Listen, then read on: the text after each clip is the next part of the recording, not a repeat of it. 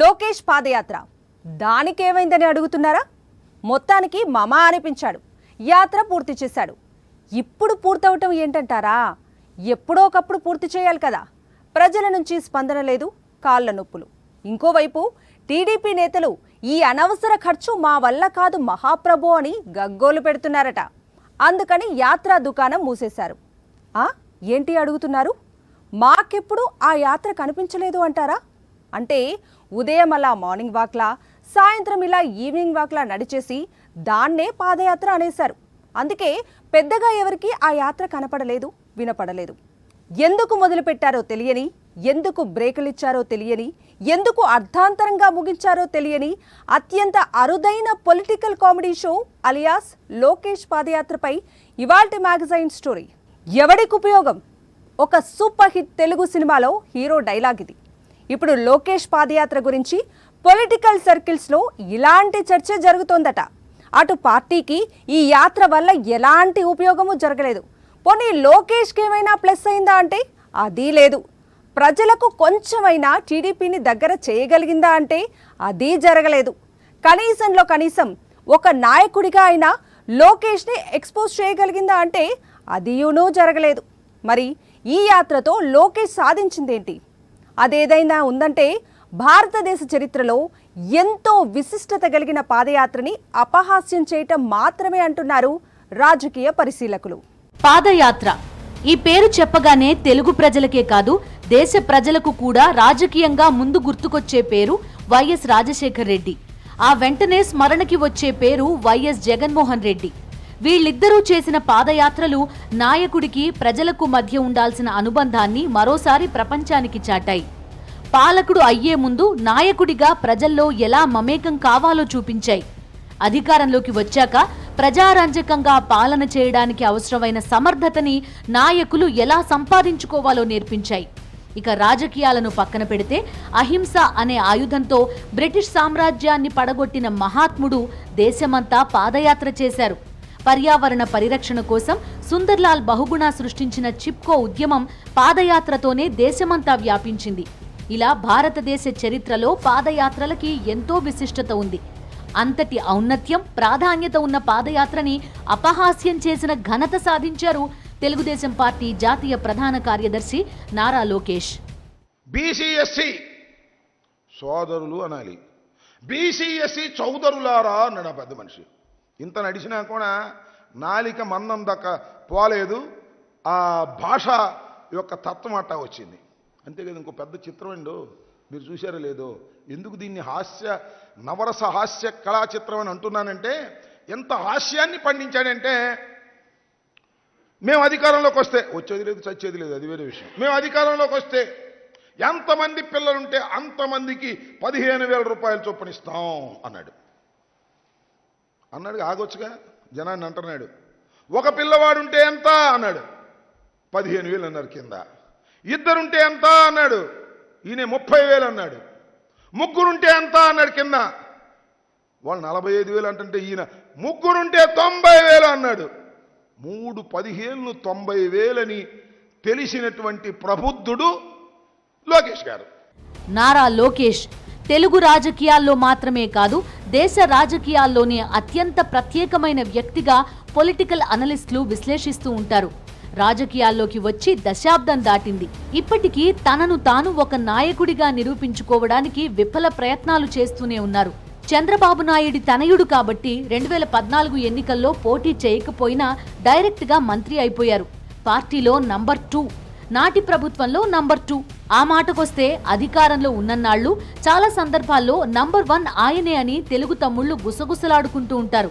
మంత్రి హోదా ఇచ్చి, పార్టీలో ప్రభుత్వంలో నంబర్ 2 హోదా ఇచ్చి, ఎల్లో మీడియా జాకీలు పెట్టి తెగ లేపి ఆహా ఓహో అంటూ కథనాల మీద కథనాలు వండి వార్చి ఇలా ఎన్నో కోణాల్లో హైలైట్ చేసినా ప్రజల దృష్టిలో మాత్రం లీడర్గా ఒక ఇమేజ్ని క్రియేట్ చేసుకోలేకపోయారు లోకేష్. 2019 ఎన్నికల్లో అటు టీడీపీతో పాటు లోకేష్ కూడా ఘోరంగా ఓటమి పాలయ్యారు. 2019 ఎన్నికల్లో ఓటమి తర్వాత నాయకుడిగా నిరూపించుకునే క్రమంలో ఎంత హడావుడి చేసినా లోకేష్కి ప్రజలకి ఆ గ్యాప్ మాత్రం అలానే ఉండిపోయింది. ఆ సమయంలోనే ఎవరిచ్చిన సలహానో కానీ హఠాత్తుగా పాదయాత్ర మొదలుపెట్టారు నారా లోకేష్. ఆ తర్వాత ఏమైంది? ఏం కాలేదు. లోకేష్ లానే ఉన్నారు. నాయకుడిగా ఒక ఇమేజ్ని క్రియేట్ చేసుకోలేకపోయారు. ప్రజలు లోకేష్లో ఒక లీడర్ని ఇప్పటికీ చూడలేకపోతున్నారు. పార్టీ ఇమేజ్ని రవ్వంత కూడా లోకేష్ పెంచలేకపోయారు. మరి లోకేష్ సాధించిందేంటి అంటే పాదయాత్ర విశిష్టతని ఎగతాళి చేయడం, తెలుగుదేశం పార్టీకి కాస్తో కూస్తో మిగిలిన పరువుని తీయడం, కనిపించిందల్లా తింటూ నోటికొచ్చిందల్లా వాగుతూ సోషల్ మీడియాలో మీమ్స్ ని పెంచి పోషించటం. అంతే, అంతకు మించి లోకేష్ సాధించిందేం లేదంటున్నారు రాజకీయ పరిశీలకులు. లోకేష్ యువగళం అనేటువంటి పేరుతో చేసినటువంటి పాదయాత్ర ప్రశాంత అత్త అనేటువంటి ఒక డైలాగుతోనే ఎక్కడ లేనటువంటి హాస్యాన్ని పండించి అపహాస్యం పాలైనటువంటి స్థితిలో స్లిప్ మీద రాసుకున్నటువంటి అంశాలను కూడా ఎక్కడికక్కడ తప్పులు తడకలు చదువుతూ సాగిపోయినటువంటి స్థితి. పైగా అదేమైనా పూర్తిగా కంటిన్యూస్గా జరిగిందంటే అది కూడా లేదు.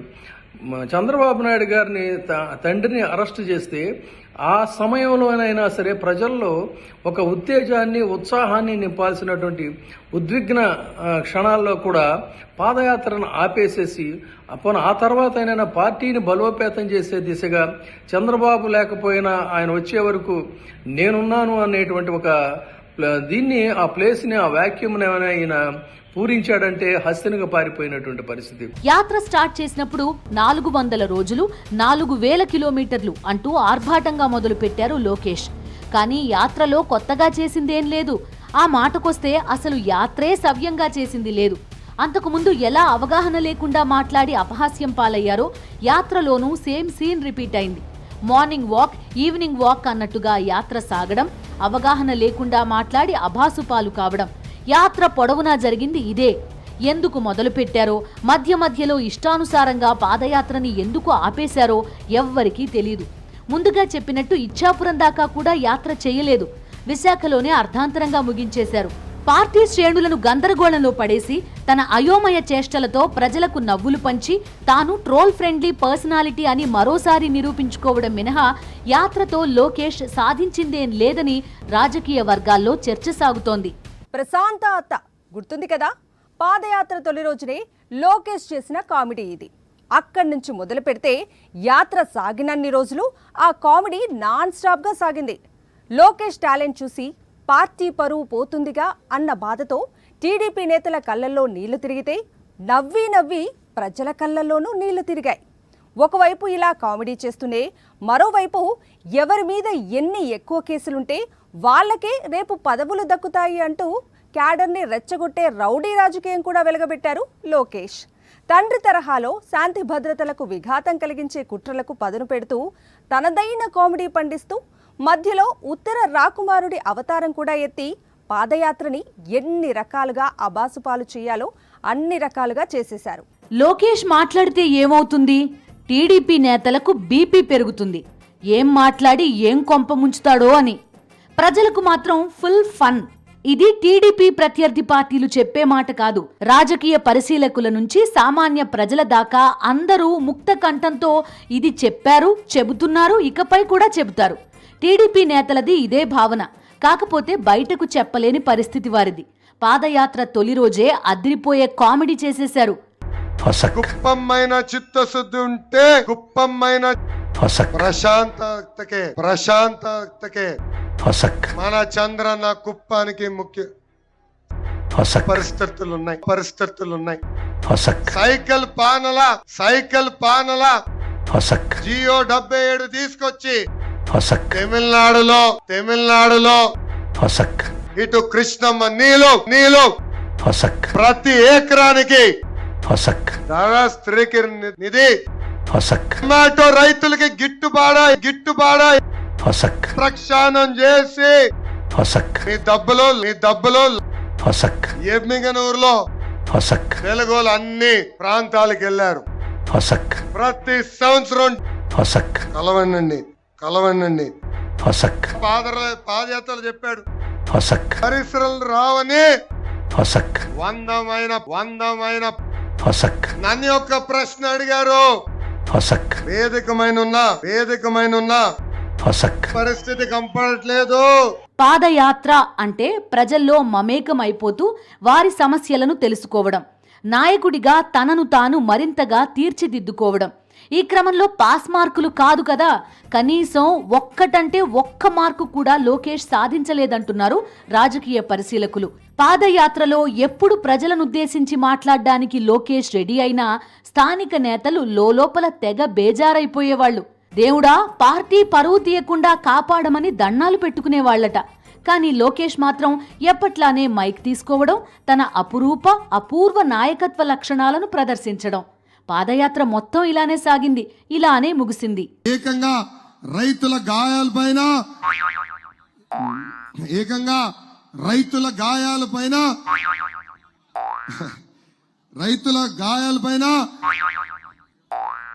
ఒక నిమిషం రైతుల గాయాలపైన కారం జల్లుతున్నాడు. ఈ తరహా ఆణిముత్యాలు పాదయాత్ర పొడుగునా కనిపించాయి, ప్రజలను అలరించాయి, టీడీపీ నేతల గుండెల్లో రైళ్లు పరిగెత్తించాయి. వీటితో పాటు నారా లోకేష్ నిర్వహించిన ఫుడ్ మేళా కూడా ఒక రేంజ్లో సాగింది. అప్పుడెప్పుడో 2019కి ముందు తీయగుంది అంటూ లోకేష్ పేల్చిన డైలాగ్ ట్రోలర్స్కి ఎక్కడ్లేనంత ఎనర్జీ ఇచ్చింది. పాదయాత్రలో కూడా పునుగుల బండ్ల దగ్గర, టిఫిన్ సెంటర్ల దగ్గర, జ్యూస్ షాప్ల దగ్గర తెగ సందడి చేసేశారు. చూసిన వాళ్లకి ఈయన పాదయాత్ర చేస్తున్నాడా లేక తనను తాను ఫుడ్ ఎక్స్ప్లోరర్ అనుకుంటున్నాడా అని అర్థం కాక టీడీపీ నేతలే కన్ఫ్యూజ్ అయ్యారట. ఒక్క స్పూన్ చాలమ్మా. ఇంకో స్పూన్ మా వెంకటరావు గారు తీసుకుంటారా? వెంకటరావు గారు రండి. ఎక్కడ పోతున్నారా? చాలా బాగుందమ్మా. వెంకటరావు వింటున్నావా?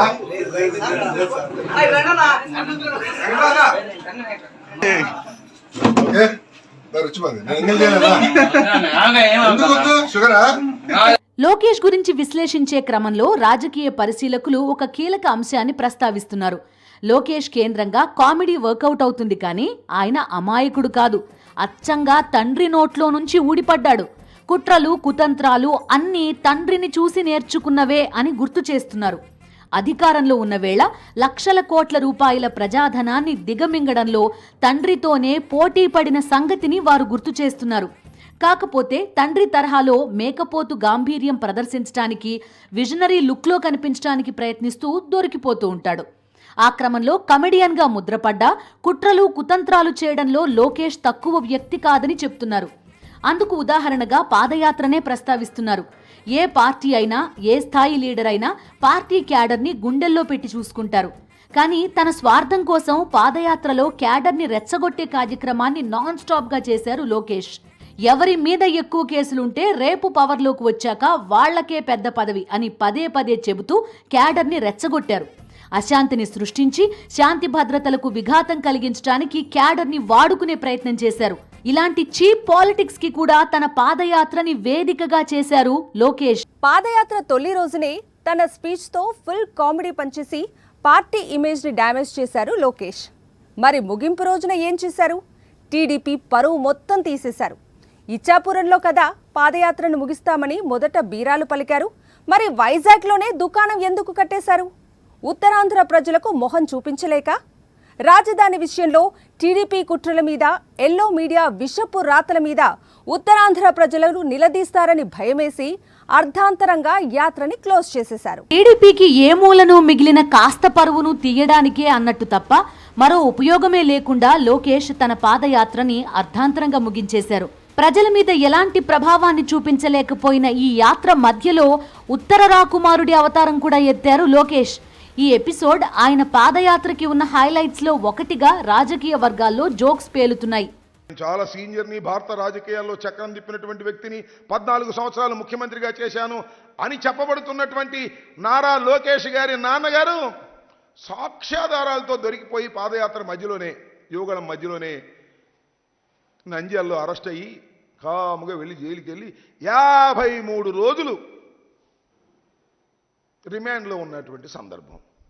53 రోజులు యువగళం మోగబోయింది. అసలు యువగళం పెట్టిన ఆయన లొకేషన్ లేకుండా పోయాడు. ఎక్కడికి పోయాడో తెలియదు. యువగళం ఆగిపోయింది, పాదయాత్ర ఆగిపోయింది. ఢిల్లీ వెళ్ళాడు, ఢిల్లీలో కనపడకుండా తిరుగుతున్నాడు.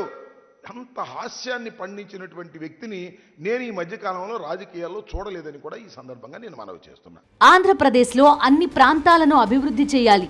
సంక్షేమ పథకాలతో పాటు అభివృద్ధిని పరుగులు పెట్టించాలి. అభివృద్ధిని ఏ ఒక్క ప్రాంతానికో పరిమితం చేయకూడదు. తొలి నుంచి వైఎస్ఆర్సీపీ ఈ లక్ష్య సాధనతోనే పాలన కొనసాగిస్తోంది. కానీ వైజాగ్ని పరిపాలనా రాజధానిగా చేయడాన్ని టీడీపీ వ్యతిరేకిస్తోంది. ఎల్లో మీడియా పిచ్చి పిచ్చి కథనాలతో విషం కక్కుతోంది. ఉత్తరాంధ్ర అభివృద్ధిని అడ్డుకోవడానికి ఇటు టీడీపీ అటు ఎల్లో మీడియా చేస్తున్న ప్రయత్నాలను ఉత్తరాంధ్ర ప్రజలు తీవ్రంగా వ్యతిరేకిస్తున్నారు. తమ ప్రాంతం వెనకబడిపోవాలని కోరుకుంటున్న టీడీపీ మీద తీవ్ర ఆగ్రహంతో ఉన్నారు. ఈ నేపథ్యంలో ప్రజలను ఫేస్ చేయడం దుస్సాహసమే అవుతుందని టీడీపీ నేతలు భావించారట. లోకేష్ యాత్రతో ఇప్పటికే పార్టీ ఇమేజ్ ఘోరంగా డ్యామేజ్ అయిందని, ఇప్పుడు ఉత్తరాంధ్రలో యాత్ర మొదలు పెడితే ఖచ్చితంగా ప్రజలు నిలదీస్తారని టీడీపీ నేతలు ఆందోళన చెందారట. అందుకే లోకేష్ యాత్ర వద్దని ఉత్తరాంధ్రలోని 6 జిల్లాల టీడీపీ నేతలు తేల్చి చెప్పేశారట. దీంతో మరో గత్యంతరం లేక వైజాగ్లోనే యాత్రని ముగించేయడానికి చంద్రబాబు డిసైడ్ అయ్యారని పార్టీ వర్గాలు గుసగుసలాడుకుంటున్నాయి. పాదయాత్ర అట్టర్ ఫ్లాప్ కావడంతోనే లోకేష్ పాదయాత్ర ముగింపు సభ పేరుతో మరో డ్రామాకి తెరతీశారని, పవన్ కళ్యాణ్ ఇమేజ్ ని వాడుకుని పాదయాత్ర హిట్ అనే కలరింగ్ ఇవ్వడానికి ప్రయత్నాలు చేస్తున్నారని ఏపీ మంత్రి అంబటి రాంబాబు విమర్శించారు. తన అసమర్థుడైనటువంటి కొడుకుని సమర్థుణ్ణి చేయాలని పడుతున్న తాపత్రయం చూస్తుంటే పాపం కాస్త జాలేస్తుంది. ఎందుకంటే మెటీరియల్ లేదు అక్కడ. మీ అబ్బాయి దగ్గర మెటీరియల్ లేదు, కానీ ఉన్నట్టుగా భ్రమింప చేయాలని చెప్పేసి ఈనాడులో ఫ్రంట్ పేజీ రాతలు, ఆంధ్రజ్యోతిలో ఫ్రంట్ పేజీ రాతలు, TV5లో వార్తలు, ABNలో వార్తలు, దుమ్ము దులిపేస్తే పెద్ద నాయకుడు అయిపోతాడు అనుకుంటున్నారు. నేను అడుగుతానయ్యా, చంద్రబాబు నాయుడు గారు అంత బాగా విజయవంతమైతే మీ అబ్బాయి ఒకటి చేత పెట్టచ్చు, నువ్వు కూడా కలిపి పెట్టచ్చు. బాలకృష్ణ ఎందుకు? అంతకన్నా మించి కాస్ట్లీగా ఉన్నటువంటి మీ దత్తపుత్రుడి యాంకరింగ్ ఎందుకు అని అడుగుతా ఉన్నా. విశాఖలో పాదయాత్ర దుకాణం మూసేశారు. గాజువాకలోని అగనంపూడిలో పైలాన్ పేరుతో హడావుడు కూడా చేశారు. మళ్లీ విజయనగరంలో 20వ తేదీన పాదయాత్ర ముగింపు సభ ఎందుకన్న చర్చ రాజకీయ వర్గాల్లో జోరుగా సాగుతోంది. విశాఖలోనే పవన్ కళ్యాణ్ వస్తే లోకేష్ ని ఎవరూ పట్టించుకోరని, అందుకే లోకేష్ ని మాత్రమే ఉంచి పాదయాత్ర ముగించారని రాజకీయ వర్గాలు చెబుతున్నాయి. కానీ లోకేష్ వల్ల ఎలాంటి ఉపయోగం లేదు కాబట్టి మళ్లీ 20వ తేదీ విజయనగరంలో మరో సభ పెట్టి పవన్ కళ్యాణ్ ఇమేజ్తో ఆ సభని విజయవంతం చేయాలన్నది చంద్రబాబు ఆలోచనగా పొలిటికల్ అనలిస్టులు విశ్లేషిస్తున్నారు. అంటే లోకేష్ వల్ల పార్టీకి ఎలాంటి ఉపయోగం లేదని అధికారికంగా టీడీపీనే ఒప్పుకుందని, అందుకే ఒక విహారయాత్రకి 2 ముగింపు సభలు ఏర్పాటు చేసుకుందని పొలిటికల్ సర్కిల్స్ లో జోక్స్ పేలుతున్నాయి. ఇంతకీ ఈ యాత్ర వల్ల ఏం జరిగిందో క్లుప్తంగా చెప్పాలంటే టీడీపీకి కాస్తో కూస్తో మిగిలిన పరువు పోయింది. యాత్ర ఖర్చులతో టీడీపీ నేతల జేబులకు చిల్లులు పడ్డాయి. అంతకు మించి ఇంకేం జరగలేదంటున్నారు సామాన్య ప్రజలు. ఇది ఇవాల్టి మ్యాగజైన్ స్టోరీ.